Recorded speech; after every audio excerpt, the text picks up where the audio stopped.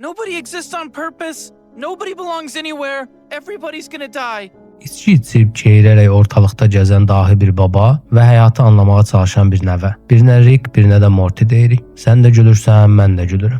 Bəs gülüb əyləndiyimiz nədir? Alkoqolik babanın sözləri, hərəkətləri, yoxsa nəvənin saflığı? Rick və Morty əslində mənasızlıq ilə barışmaq cəhdinin hekayəsidir. Təsəvvür edin dahi bir babasınız. Yaşadığınız kainatın ən ağıllı varlığı sizsiniz. Planetlər yaradırsınız, məhv edirsiniz. Sonsuz paralel dünyalar arasında səyahət edirsiniz. Amma bu qədər bilik, bacarıq və gücün içərisində sizi narahat edən bir məsələ var. Boşluq, heçlik. Bu sizi narahat edir. Nə qədər çox anlasan, başa düşsən, yenə də nəyinsə çatışmadığını görürsən. Tətmin olmursan. Çünki məna axtarırsan. Hər biliyin arxasında o mənanı yenə əlindən qaçırırsan. Rick üçün yaşadığı kainat böyük və laqeyd olan bir mexanizmdir. O bu kainatda məqsədin, ədalətin olduğuna inanmır. Deyir bu kainat sadəcə xaosdan ibarətdir. Əslində Niccolo Machiavelli də, Aristotel də bunu deyirdi. Xaos var. Bitməyən bir xaosun içərisində özümüzə yer edirik. Rick'in həyat fəlsəfəsi də realizmin üzərində qurulub.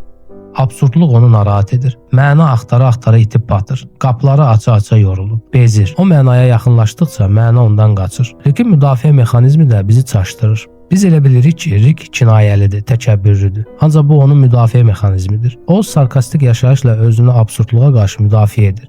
Etdiyi hər zarafatın arxasında bir qorxu var. Bir heçlik qorxusu var. Çünki Rick düşünür ki, kainatın heç bir dəyəri yoxdur. O bunu doğru qəbul edir. Bu reallıq da onu daxildən tükətir, yeyib bitirir. Nəvə Morty isə babasından fərqlidir. Babası kimi düşünmür. O hələ də inanmaq istəyir ki, bir məna var ortada. Hər zaman qorxur, fikri qarışır, çaşıb qalır. Ancaq yenə də inanır ki, bir məna var və gözümüzün önündədir bu. Orada burada deyil. Mənanın varlığını görmək istəyir. Ona inanır. Ona görə Rick ona deyir ki, heç kim hansısa məqsəd üçün var olmayıb. Heç kim hansısa bir yerə bağlı deyil. Hamı ölüb gedəcək. Əslində bu cümlə var olma fəlsəfəsini də özündə daşıyır. Əgər həyatın məqsədi yoxdursa, onda nə üçün yaşamalıyıq? Morty də inanır ki, yaşamaq özlüyündə bir seçimdir. Morty'ni mental olaraq Rickdən güclü edən tərəfi də budur. O inanır. Mənanın bizə verilmədiyinə, onu bizim yaratdığımıza inanır. Rick kainatın qaydalarını qıranda, onu dayandıran elə Morty'nin saflığı, sadə düşüncəsi olur. Rick və Morty dünyasında əsas məsələ kainatı başa düşmək yox, onu hiss etməkdən keçir. Başa düşməyə çalışsan, itib batacaqsan. Bizim də bu seriala baxanda gülüşlərimiz, əyləncəmiz əslində ortada olan dünyaya qarşı ironik bir üsyandır.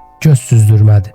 Özümüzə yer tapa bilməməkdir. Rick və Morty dünyası həm absurd komediyadır, həm də reallıqda böyük bir faciə. Çünki həyatın nə qədər kövrək olduğunu, sevginin müvəqqəti və bütün mövcudluğun nə qədər boş ola biləcəyini göstərir. Pismi? Bu subyektivdir. Əslində elə bu boşluqlardır bizi inamlı və inadkar edən. Boşluğun özü də qədərində gözəldir. Necə deyərlər, heç bir şey həqiqətən önəmli deyilsə, o halda hər şey önəmlidir.